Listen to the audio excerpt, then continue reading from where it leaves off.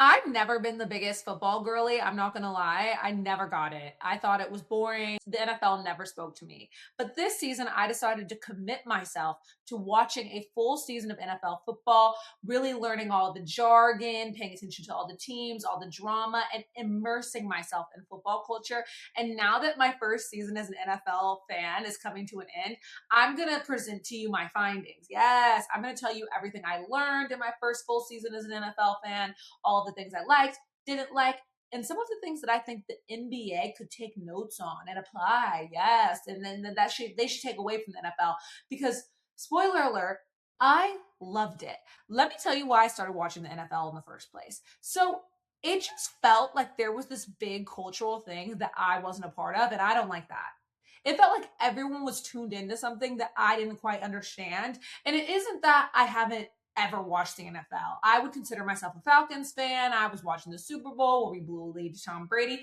I knew all the basic things that I needed to know, but I just simply did not enjoy watching NFL football that much. Where I started enjoying watching football was going to a college football school, the University of Georgia, and that's where I started understanding, okay, they just got to get past the yellow line. That's it. They just got to get past the yellow line. Once I understood that, everything clicked. I have a whole video up explaining American football and how it works very simply. The girls love that video. If you want to go watch it, I'll put it here and there'll be a link in the description, but please stay here for now because I got things to tell you.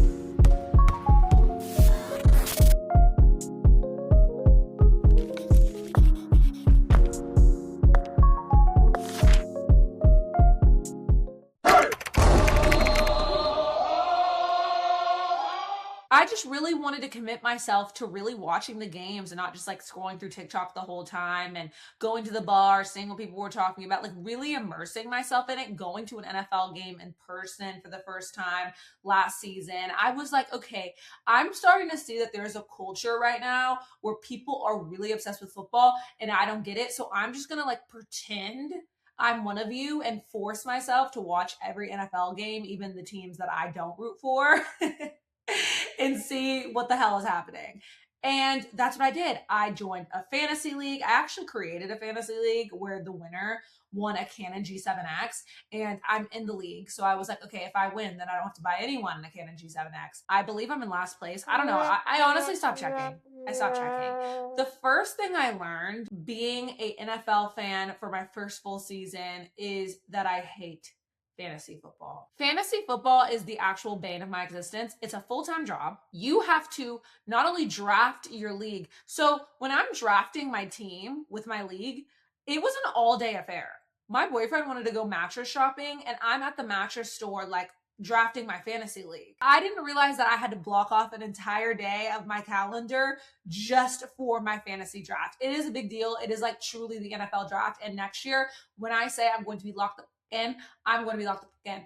Also, I realized that when you don't actually watch all the games, which I did last season I dipped my toe in. Okay, I dipped my toe in. I paid attention to the drama. I watched the highlights. I watched ESPN the next day, but I wasn't really dialed in. So I'm not understanding what team is an offensive team, what team is a defensive team, what team is a running offense, what team is a passing offense. I'm not understanding that. So I'm just drafting willy nilly based on the names that I recognize. I was so wrong for that. That brings me to the second thing I learned watching the NFL this season, and that's it's not an if a player is going to get injured, it's a when. Okay? The only thing that's guaranteed in football is that you are going to get injured at some point. The sport is so goddamn violent. The noise that occurs when they crash their pads up against each other, when they're tackling each other, when one guy is running and two guys come from either side and like crash into him, I am like, what in the? I feel like I'm watching Stranger Things and I'm watching somebody be ripped apart by a Demogorgon or something like that. It is very unsettling for my spirit, but everyone's gonna get hurt. You just kind of have to go into the season accepting that. When I first started off, I would get really depressed when somebody got hurt. Joe Burrow was my fantasy quarterback. Yeah. If you're a girly that doesn't watch football, just know that was shitty for me. Very shitty for me. But you can't really get attached to any player because everybody's getting hurt all the time. Everyone's getting concussed all the time. It's just a violent sport. Patrick Mahomes getting injured really set in stone for me that there is no immortality in football. They can't protect anybody, because if they could protect somebody, they'd protect Patrick Mahomes. It just don't work like that. It's not an if, it's a when. You're gonna get hurt. Speaking of getting hurt, the next thing I learned watching the NFL this season is about guardian caps. I'd heard about it before when Tua Tagovailoa was getting concussed every fucking second, and everyone was like, "Why doesn't he wear a guardian cap?" Let me explain. A guardian cap is basically an uglier version of the NFL helmet that they wear that you're used to seeing. It just has a little extra padding on it. It kind of makes them look like Ninja Turtles. I don't quite know how to explain it, but it just looks like a turtle shell on their head. And they could choose to wear those to protect their brain from CTE. And most of them don't, for aesthetic reasons. You want to look T, and so you won't wear a hat to protect your fucking brain from CTE. That is so like girly pop of them. It's so funny because a man will make fun of a girl for not wanting to get her hair wet, or aesthetic choices that we make, yet their favorite football player won't wear an uglier helmet to protect their brain from permanent damage, from memory loss, from going crazy in the future, because they want to wear a cuter helmet. Girl, bye. But some guys do wear them, and whenever I see them, I'm like, I like you. I like you because you're going against the grain. You're not like everybody else. And I really appreciate that. So my favorite players are the ones that look like Ninja Turtles and wear guardian caps. I love that for them. The next thing I learned watching the NFL this season is that Josh Allen is the cue my music, crown jewel of the NFL. Oh my God, they love him. Zip his pants up when you're done. They love him down. And look, I don't come from the NFL fans. This isn't part of the list, but I also really learned that NFL fans hostile, and they do not like newbies. I am a newbie NFL fan, and they just aren't a fan of somebody who doesn't know who was the quarterback of the Cowboys in 1947. And the NFL actually, as we know today, didn't exist in 1947. We'll get to that later. But I definitely learned that NFL fans do not like newcomers. They are gatekeepers like fuck. They don't like us. I don't care. So yeah, but they're not a fan of new people encroaching on their territory. I learned that Josh Allen is a crown jewel. He cannot be touched. You cannot judge him. You cannot say, hey, Josh Allen turned the ball over a few times. It's kind of, he has a little bit of responsibility for the Bills. You can't talk about him worth of nothing. They love him down.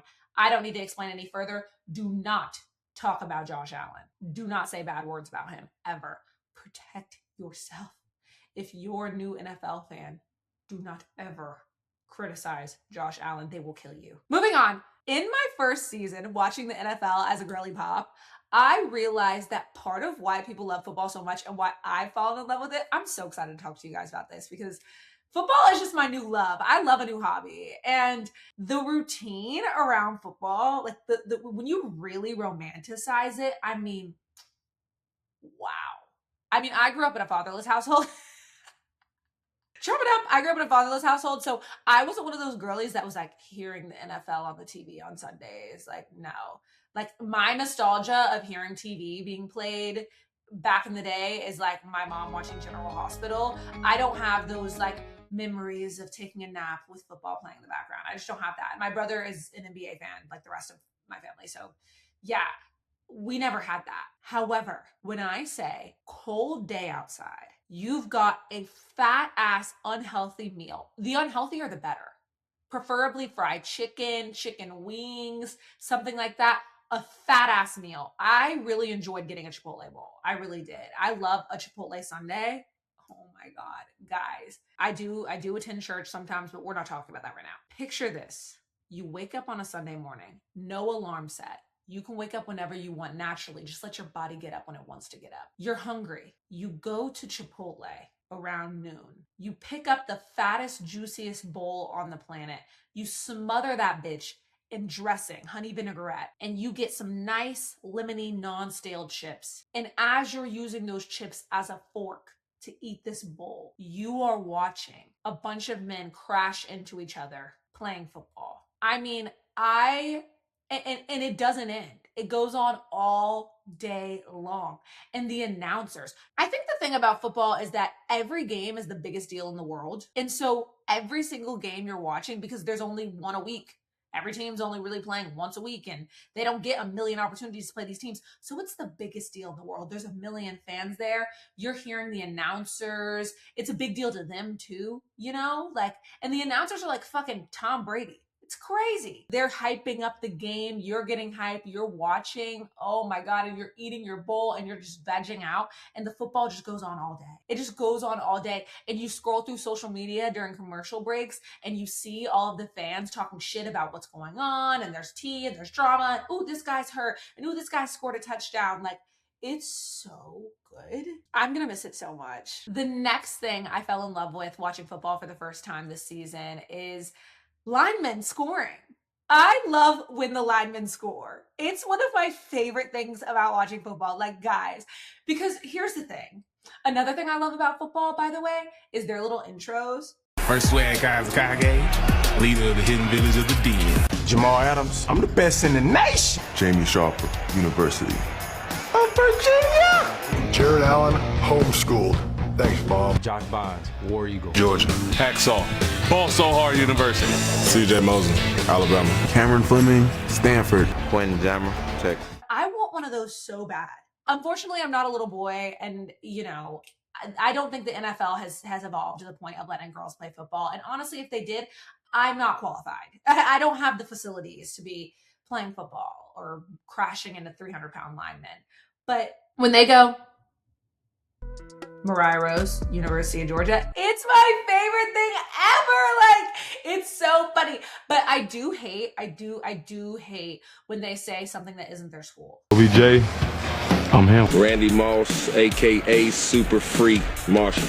Matthew Judon, body built by Taco Bell. Something about that just makes me cringe. Something about that just gives me like, bro. Something about that like transports me back to high school, to that guy that would like play his highlights in class.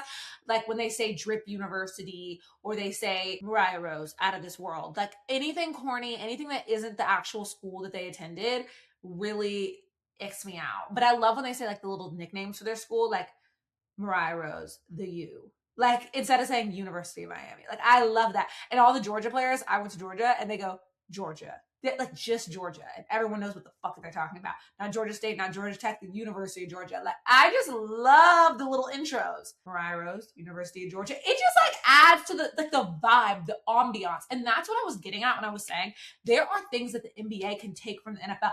The NBA just don't got that ambiance anymore. I'm sorry. I don't know if it's the streaming platforms and I have to watch it too many places. Also, I'm not going to lie, any game that was on Amazon Prime. Actually, I think I paid for one. I lied. I think I bought Amazon Prime to watch one singular NFL game. Fuck, they got me. I can't remember who was playing. But I was about to lie and say any game that was on Amazon Prime, I didn't watch. But I waited. It was like up until the end of the season. Most of the NFL games that happened on Amazon Prime, I didn't watch because most of them were irrelevant anyway. It's like I could understand the storylines. I could get by. I could have my life, live my life without watching the Thursday night game on Prime. However, the NBA is so fucking confusing now. And like, I work in sports, so I can like buy every subscription platform, write off my taxes and shit. But like, it just is annoying to me. And it ruins the ambiance. I'm not hearing from the same people and like, it's just not, I don't know, something in the air is not, it just doesn't have aura. Fuck, that's the word I'm looking for, aura. That's so corny, but it just doesn't have the same aura. Like NFL games have aura. I feel like I am watching some gladiator shit. Like I love it. I love it so much. I love football. Who would have thought? The next thing I wrote on my list on my handy dandy iPad literally was the broadcast feels larger than life. I think I beat that point into the ground, but it really does feel larger than life, from the music to the, you know, the songs that they play, the Carrie Underwood song. She's a Trumpy, so.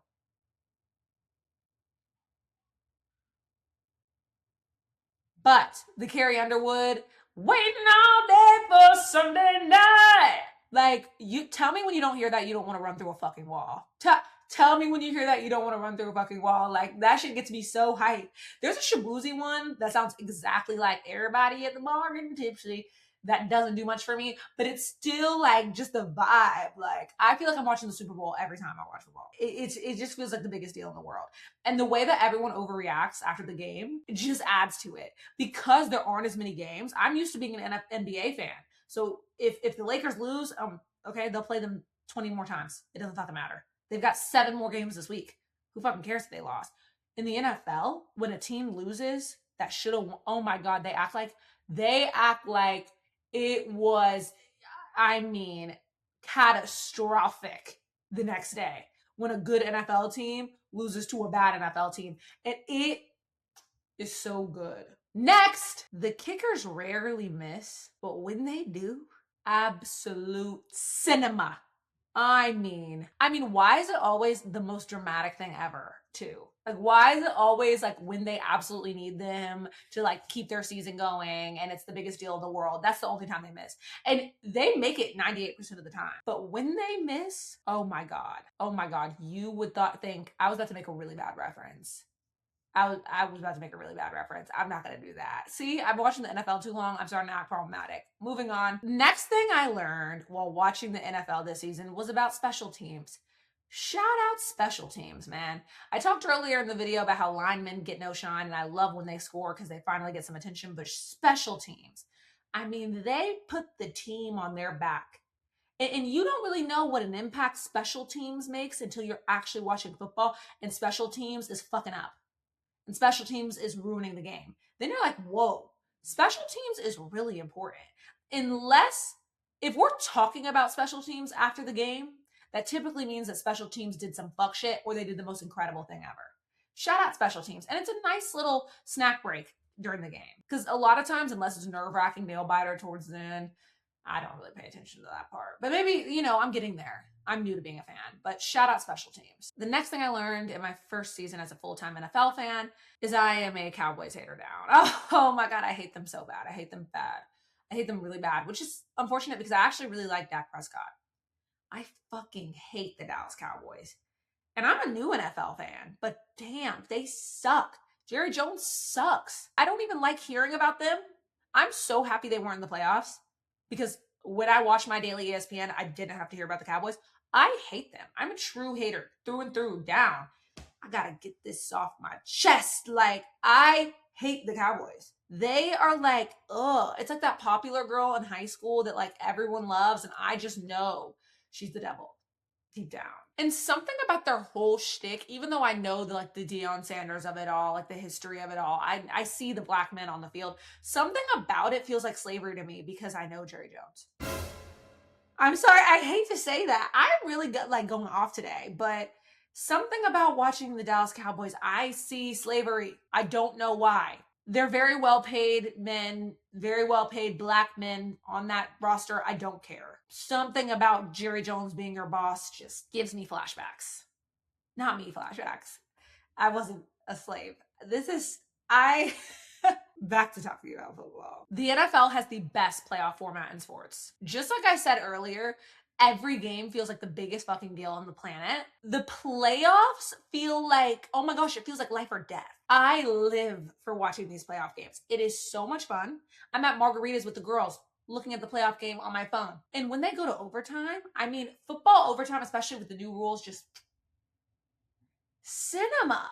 It is so good. And the fact that you only get one shot and if you lose, you're done. It makes it that much more heartbreaking, but it makes it that much better. It feels like a movie. I love the NFL playoffs. It is the best playoff format in sports. Don't touch it. Don't alter it. It is perfect, just the way it is. When I embarked on my watching football journey, I was so thrown off by the conferences. The AFC and the NFC really rocked me, shook me to my core.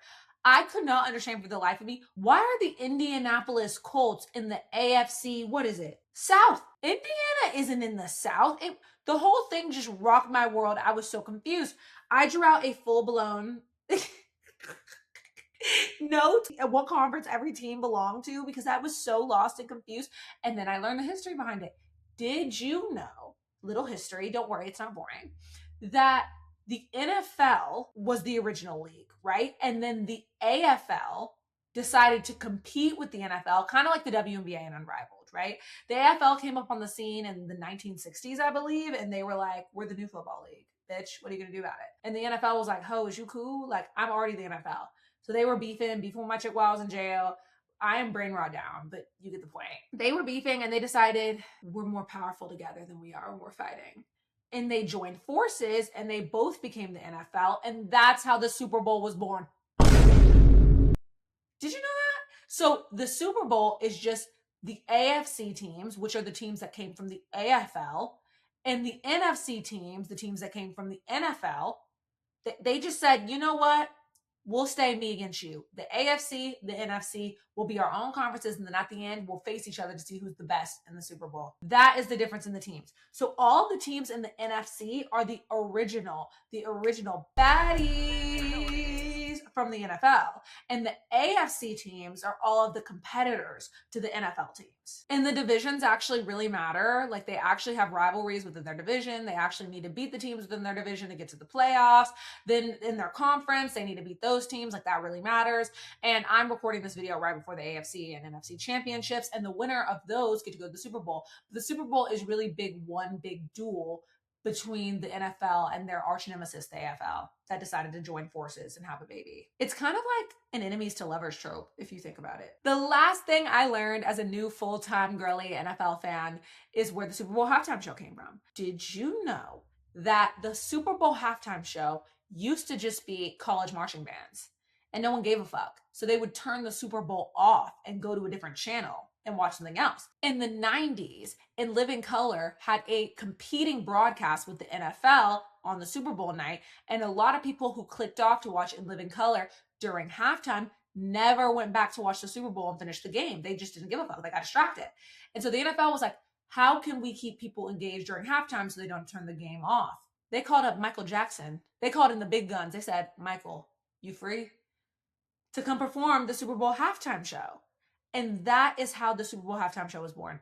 And Michael Jackson being the first to do it is how they've been able to make it such an iconic thing that everyone wants to do now, because the biggest artist in the world did it. So of course everyone else is going to want to do it. Then came Diana Ross and Prince and all the other iconic people that wanted to do the Super Bowl. And thus now artists want to do the Super Bowl so bad, they don't even get paid. The NFL just pays for the show. And when The Weeknd performed during COVID, he had to pay for a lot of his own show because a lot of the budget was cut because it was more expensive because of COVID. But these artists are not getting paid to perform the Super Bowl. They simply want to do it because it's such a check off in their career. It's the most televised thing that they'll ever perform at. It's the most televised event in the world. It's the Super Bowl. It's huge. And so everyone wants to perform. But that all started because of Michael Jackson, because the NFL was like, no, bitch, y'all aren't going to stop watching our game. And even making the commercials as iconic as they are, you don't even turn off the game during commercial break because everyone wants to see the commercials.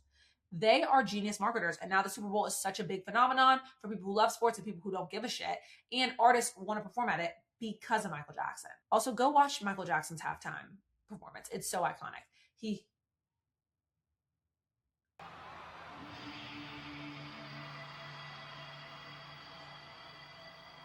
If you know, you know. If you know, you know. If you know, you know. It's iconic as fuck. That is everything I had for you. All of the reasons I've loved being a football girly this season. It's about to be time for me to go back to being a full-time basketball girl. But I've really enjoyed this football season. And honestly, the NBA just hasn't been the same to me. It's just not doing it for me. I don't know why. Definitely comment below if you feel the same way, because I need to know that I'm not crazy. It's just, football is really speaking my language recently. I love my routine around it. I love that I get a built-in break between games. And if I miss something, it's like, it's not a big deal because it's like from Tuesday to Thursday, I can watch whatever I want. I can watch my Netflix shows. I can do my nails. I can twiddle my thumbs. I can do whatever I want. And then when the weekend hits, we're locked in this football. It's the best. Thank you guys for watching. Make sure to like this video and subscribe. It really makes all the difference. Seriously, help me keep the lights on in this bitch. Like, for real. Help me keep the lights on in here. For real. Like and subscribe. Leave a comment below and let me know what I should talk about next. I be having such a hard time trying to figure out what I'm going to talk about. And I've been reading y'all's comments and you're just talking about what I said in the video. Please comment what I should talk about next. Make sure to keep it locked here. If you're listening on audio, please leave me a little review. Help your girl out. I love you guys so much. Thank you for watching Hoops for Hotties.